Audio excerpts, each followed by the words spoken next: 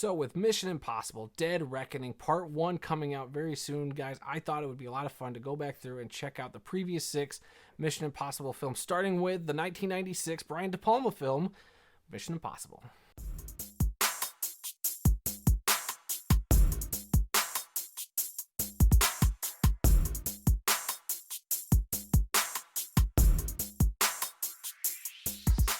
So like I mentioned up top, Mission Impossible 1996, directed by Brian De Palma, the great Brian De Palma, starring Tom Cruise. He's going to hit you with a quick summary of this film, and then we're going to just talk about it in all spoiler goodness, as we do with all of my retro reviews. So here it is. Essentially, Ethan Hunt, played by Tom Cruise, is part of Impossible Mission Force. I believe that's the name of the group, the IMF, and they're tasked with stopping somebody from getting the names stopping a group from getting these names that are on a list that unveil the names of undercover agents.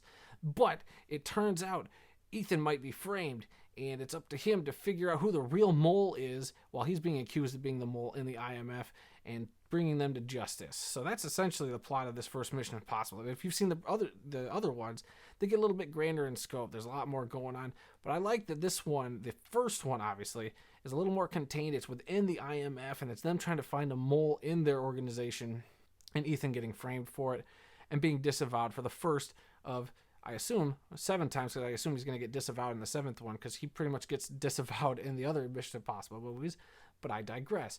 Look, Tom Cruise it's weird seeing him this young. I mean, he doesn't really age a whole lot, even though these films span nearly 30 years that he's been doing these. You know, young Tom Cruise does a great job in this. He is a great charismatic lead that you kind of following along with this mission. He's a little more determined and like youthful agent, which I kind of like, because, you know, he becomes a little more seasoned as he goes along in these films.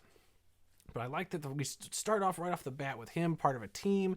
The team gets like killed off like one by one, and we're trying to figure out who the mole is while Ethan's getting framed, and it's just, I was engaged in this from the beginning. It has been a while since I've seen this Mission Impossible film, but man, I kind of remembered what happened in it, and I knew that Jon Voight was the guy at the end of the film, the mole or everything. But it was great kind of still following this along. I think it was a serviceable kind of mystery. I don't think they knocked it out of the park completely, but there's a lot of good stuff in here. I think Cruise's chemistry with everybody on screen is great. I think the use of all the gadgets is actually pretty cool, even though some of them are outdated, and there are so many floppy disks or disk drives in this movie that I can't believe how fast we outgrew that technology in the span of 15, 20 years, after that. I think a lot of the action stuff is set up really good. I think Brian De Palma, who's a great director coming in to start this franchise off, does a good job at establishing what this franchise could be and where it could go, because it's a little more grounded action to a point till we get to the third act, which we'll get into. But, I like the inclusions of like Ving Rhames coming in as Luther. I think, having him come in was a fun aspect of this. Tom Cruise and him bouncing off each other is great. I think Jon Voight's a great actor. Having him kind of play your secret villain's great. Even the guy who played the IMF director, Henry Czerny, I don't know how you pronounce his last name, but he's got a great presence, and I believe he's going to be in the new Mission Impossible movie, so that'll be kind of cool to see him come back. And, cool, Emilio Estevez shows up for like 10 minutes, 15 minutes of this film, which blows my mind. I was like, that's Gordon Bombay from the Mighty Ducks there, just helping out old Tom Cruise. I totally forgot that he was in this. But, it was cool seeing, like, some of the gadgets, even as simple and funny as some of them are, like the gum that explodes is pretty cool, and how that came back a couple times during the film that Tom Cruise had to use, so that was really neat. And, of course, all the mask pulling off is fantastic. I think a lot of those effects were really good. There was a couple times where it was like, you could tell it was a mask, but there was times where I was genuinely like, I can't tell if that's a mask, if that's the actor, but the way Tom Cruise pulls that mask off is very convincing. I dug that quite a bit. I think, in terms of just like a spy / kind of mystery-ish thriller, because, you're trying to figure out who the mole is. But having like that kind of espionage style film really worked for this. And I could see why the franchise has become as big as it is now. And of course, we got a few more installments before it actually hits that big stride. But starting out, this is, I think, a lot of fun, and I think it's a film that might get overlooked because there are so many great sequels that these films kind of got better and better as they went along, that this one kind of gets lost in the shuffle. I think, the great scene there in the hermetically sealed room, or that special room where Tom Cruise has to get lowered down on a wire, is a great tense scene. Like, there's moments of like no sound in it, or you just get like the sound of like an air conditioning kind of going, and just the intensity of that scene and the drama around that, the Russian guy in the vent holding the rope while there's a rat coming up. That was a lot of intensity.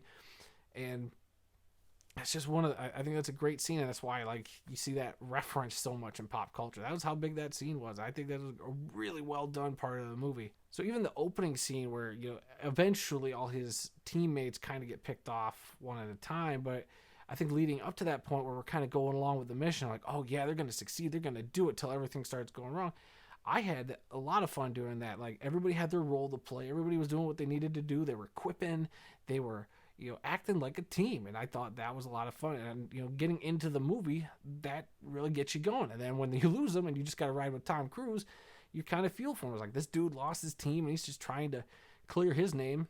So it's cool seeing him kind of have to put together another ragtag group of people, clear his name, and then he's also trying to get one up on all these other people he has to make alliances with, like the arms dealer Max, and try to also figure out and prove that Jon Voight's character is still alive. So very cool. And I like that scene too, where he unveils that he knew Jon Voight was alive and tricks Jon Voight's wife at the end there in the train car. Was another pretty good scene. I like that quite a bit. But then that leads into like the special effects of that final like helicopter train scene. It just does not age very well. Takes me out of the movie just a little bit there, but it's still a fun sequence, even up to the end where that blade kind of comes around and lands right at Tom Cruise's throat. I thought it was a cool, clever scene. It just, if they would have had the technology to really pull that off, it would have been a killer scene, and I probably would have been another one that people talk about today. But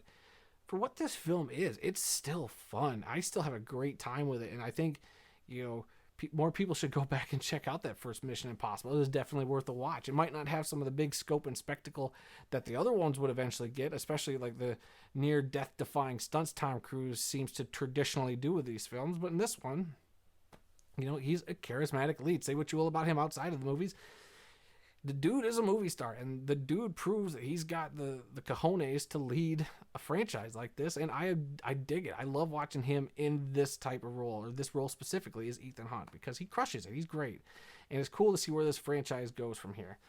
But yeah, at the end of the day, I'm going to give Mission Impossible a B+. I think this is a fun movie. Perfect, obviously, by no means. There's a lot of stuff that they will improve on eventually.